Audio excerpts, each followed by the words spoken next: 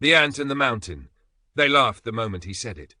An ant, tiny, fragile, forgettable, stood at the base of a towering mountain and declared, "I will move it."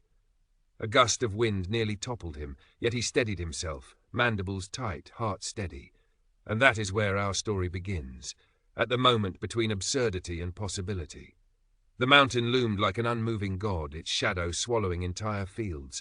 Other creatures passed by, the beetle with its polished armor, the boasting cricket, the spider weaving its silver throne. All scoffed. Why strain? Why dream something so foolish? Just accept the world as it is. But the ant shook his head. "My home lies on the other side," he whispered, "and my kin wait for me." He pressed his tiny legs into the dirt, lifted a single grain of sand and carried it away. One grain, then another. The wind mocked him. Storms erased whole days of progress. Once, a bird's wing beat sent him tumbling like a discarded seed. But when he rose, his resolve only deepened. Seasons turned. Grass browned, then greened again. The beetle grew old. The spider's web sagged. The cricket's song faded.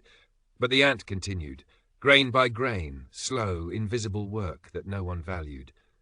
Then, one morning, something strange happened. The ground shifted. A pebble rolled. A crack formed. Creatures looked toward the mountain as dust curled from its edge.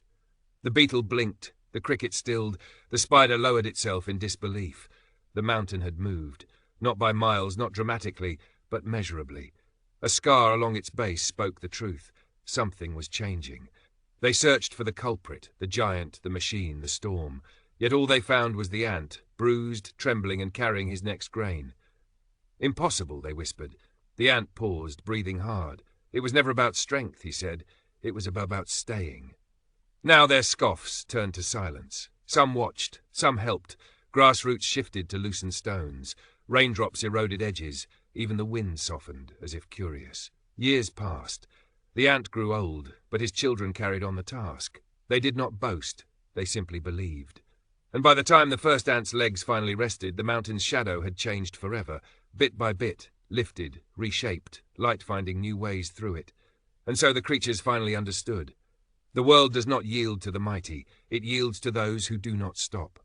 The smallest workers, the slowest persistence, the impossible faith. At the end, the ant's descendants stood before a pass through the mountain, a pathway carved not by force, but by patience. They crossed to their home on the other side, the first ant's dream fulfilled, and his story became a quiet legend whispered among the fields. You do not have to be huge to make a shift, only unwavering. If you enjoyed this story, please like, share, and subscribe to help the channel grow.